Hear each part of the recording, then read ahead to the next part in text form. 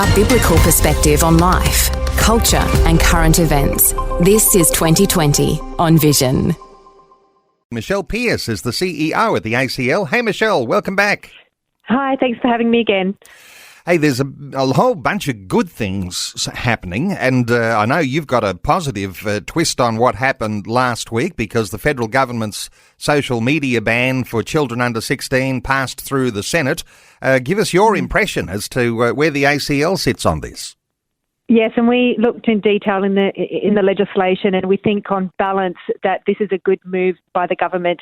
You know, there's no doubt that we've seen an increase to harm to young people as a result of their social media use. And, you know, if you just look at it at face value, young people who are on social media, you know, they're still developing in their identity. And we know many young people are insecure, being teenagers. It's part of being a young person.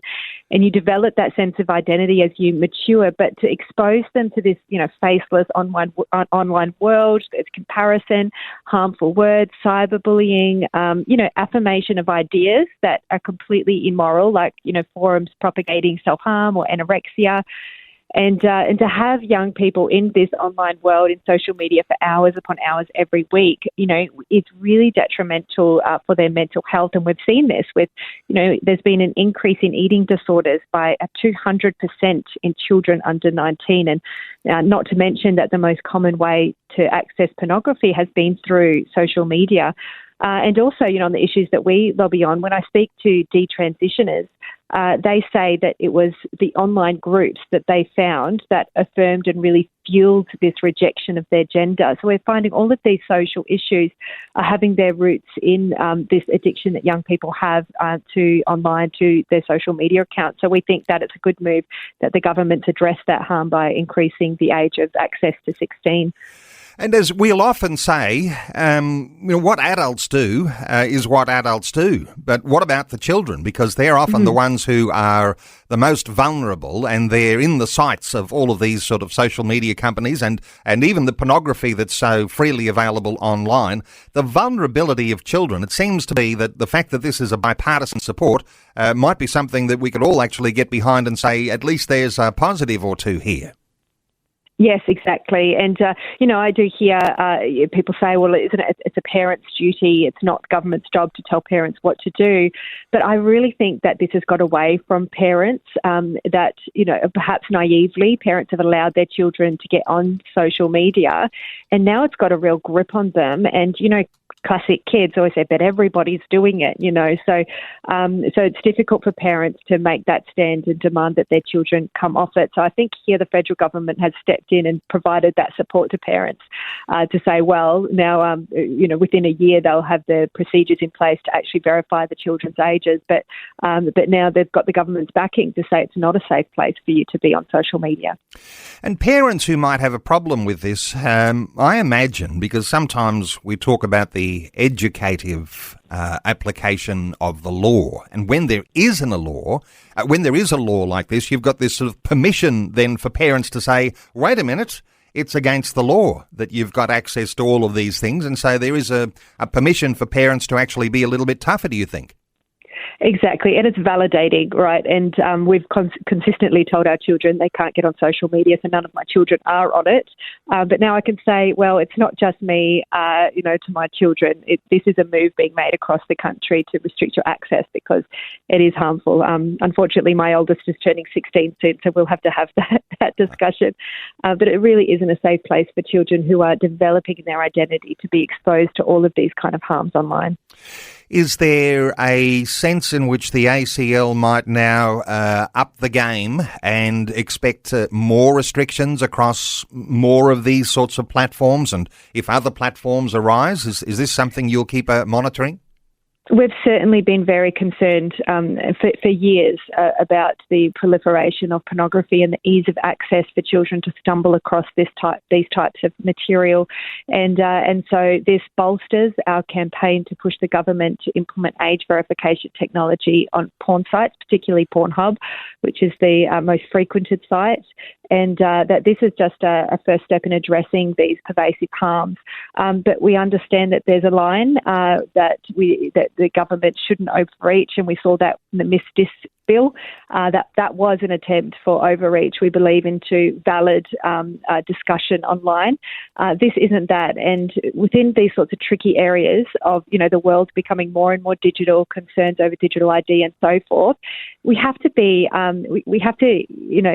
engage in the debate in a nuanced way to acknowledge there is online harms that children need protecting from, but also there is these privacy rights as well. And for policymakers, I think that's a challenge, and I'm glad that we're in the space where we can have those discussions with policymakers to ensure that both concerns are addressed.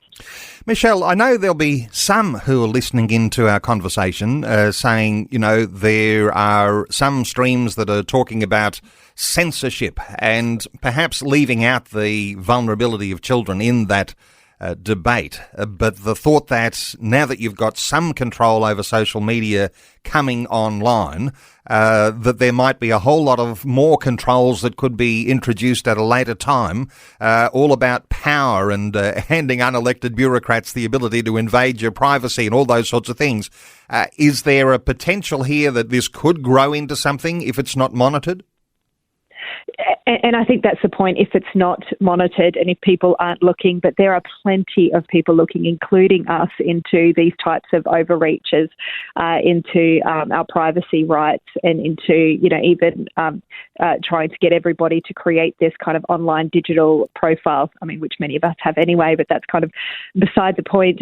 But in regard to age verification technology, there has to be a way to inhibit children from accessing the very, the most harmful kinds of material. And yes, that does get caught up in the sort of free speech and freedom debate. And I think that as long as we keep pushing on both sides, that we need to have necessary freedoms to be able to express our beliefs online, we also need to protect children from harm.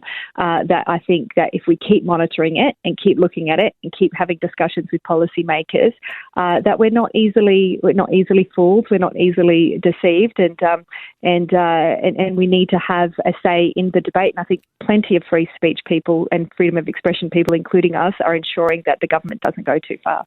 Well, no doubt there'll be children who'll feel a little hard done by in all of this, but in actual fact, it's likely to be a good thing for children. And I think parents will recognise that with you. And of course, there's always the risk that there'll be more overreach, and no matter who's in power, they may well tinker with those laws and take things to a new level. But no doubt we'll have to face that battle if it comes.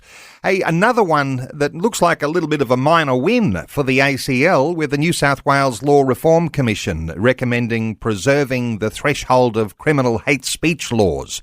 What are your thoughts about what's happened in New South Wales? Yes, well, I think there's concern across Australia. We're very concerned with what we're seeing with, displays of hate in terms of the rise of anti-Semitism, flags of, terrorist organisations being flown in public. And so, in light of those sorts of things that are happening in the community, hate speech laws were being reviewed in New South Wales. And so we put in our submission.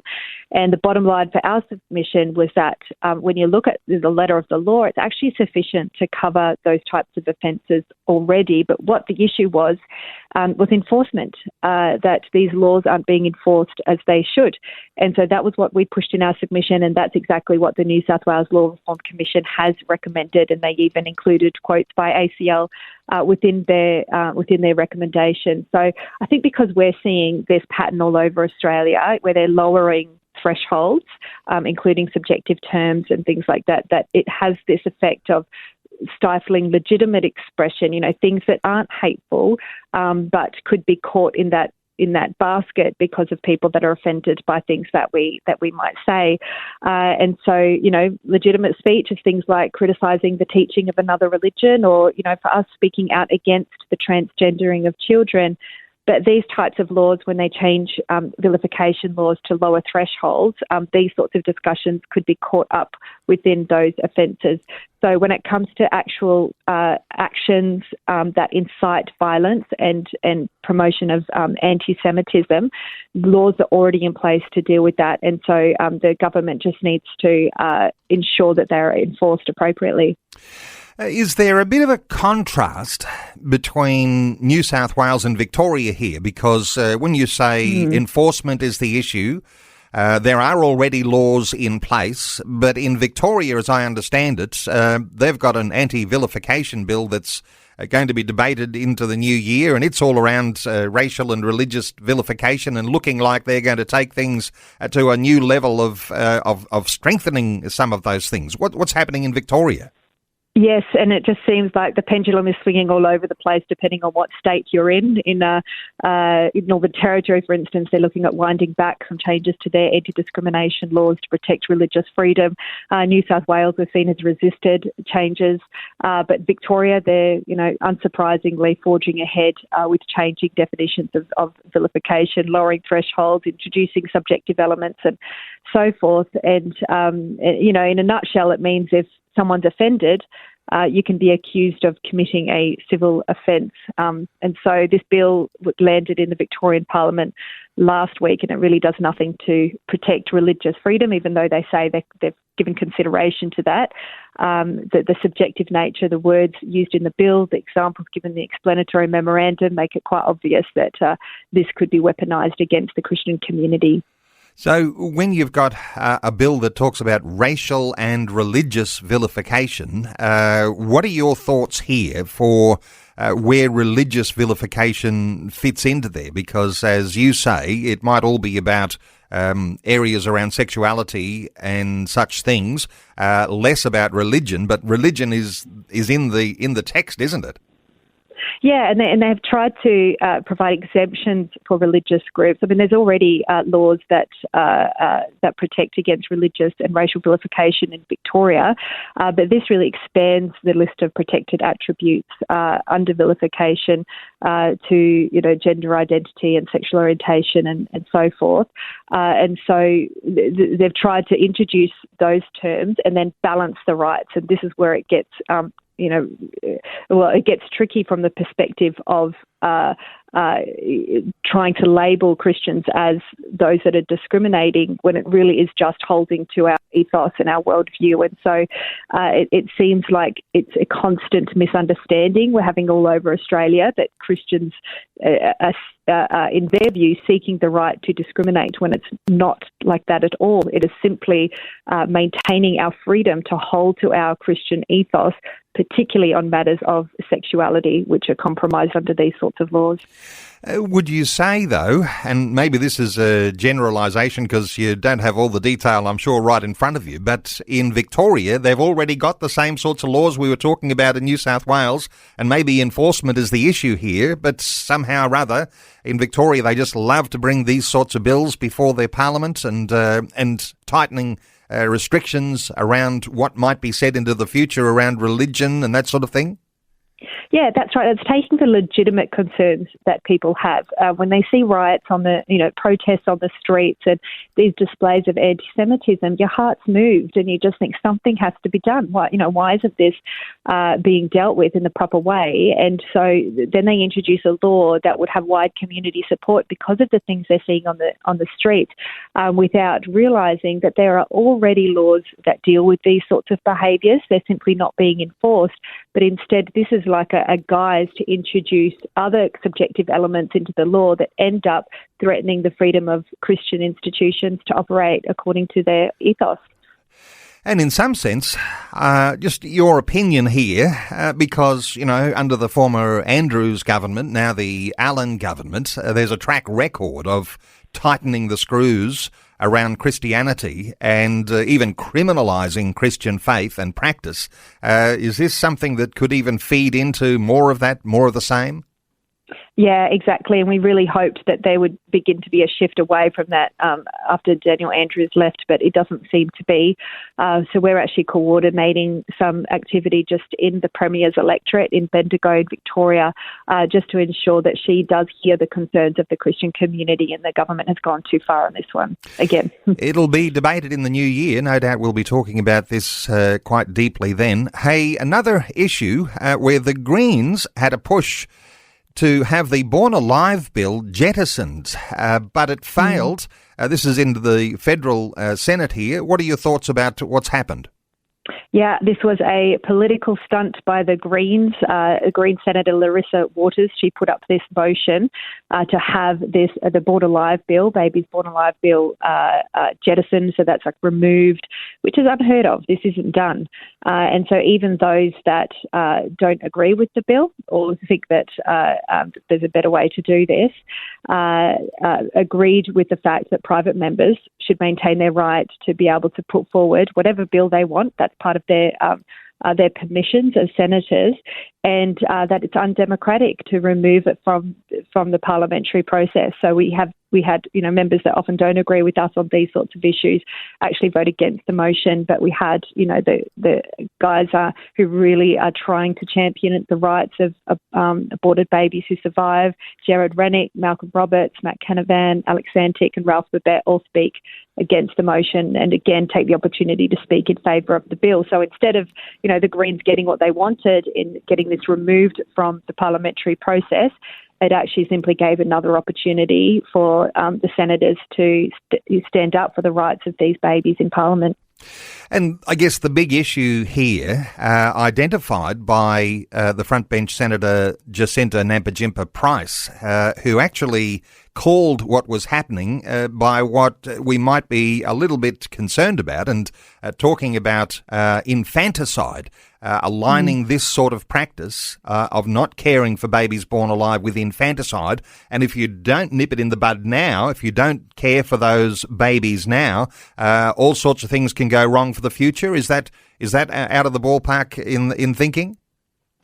She's exactly right. If you think of who is the most vulnerable person in Australia, it is these children, the ones that are born alive after failed abortion attempts and then are denied just reasonable care, even just pain relief. Palliative care to help them die peacefully. Instead, these babies literally scream themselves to death. And it's I can't even bear to think about it for too long, yet this is the reality that these babies are facing. And so Jacinta Price is right to call it infanticide. That's exactly what it is. And it was outrageous for the Greens to deny a proper parliamentary process just to discuss what could be done to address this tragic circumstance in Australia. And another issue to squeeze in here. In Australia, the thought of puberty blockers and moves by our governments to continue to introduce those where there's gender dysphoria and those sorts of issues.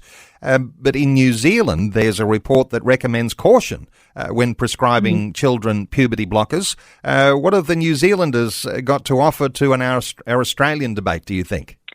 Yeah, I mean, all over the world, governments are waking up to the harms of puberty blockers for children and the misguided guidelines that we're adhering to, and we are adhering to very misguided guidelines in Australia. And so the Ministry for Health in New Zealand has acknowledged that there is an insufficient basis to say that puberty blockers are safe or reversible for use as an intervention for gender dysphoria in adolescents. And so, these are our close neighbours. We need to jump on that bandwagon and continue to look deeper at the evidence that support the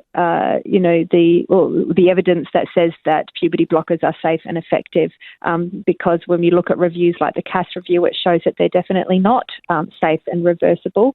And in light of the Cass review and in countries all over the world who are waking up to this, we need to review the way that we treat children with gender dysphoria.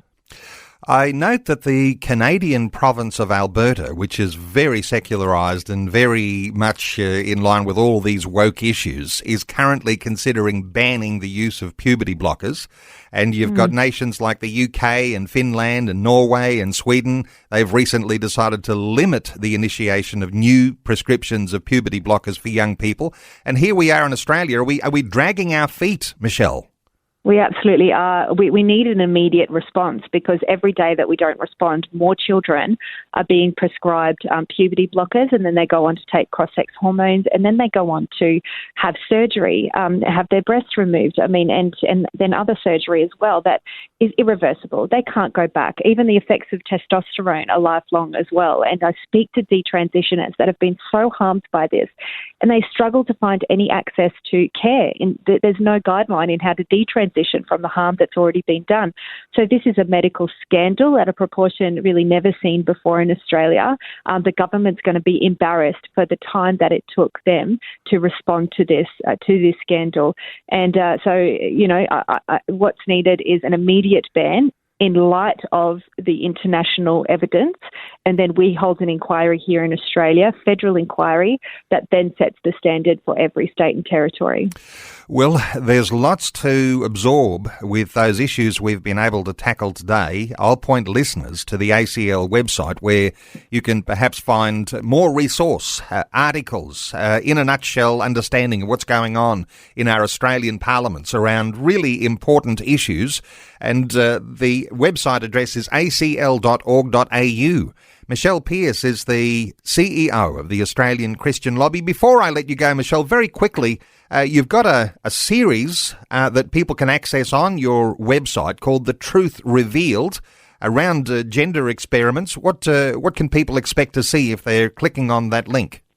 Yeah, please have a look at that and share it, and go to our ACL YouTube. But it's a 10 to 12-minute documentaries. We've got 2 of them that really go deeper into this issue. We have testimonies from those that are detransitioning, from medical professionals and politicians who are on our side on this issue. So it's definitely worth a watch and worth sharing so that we can get this out further and wider.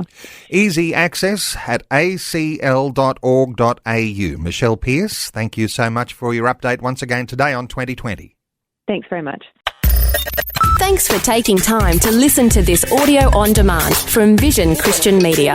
To find out more about us, go to vision.org.au.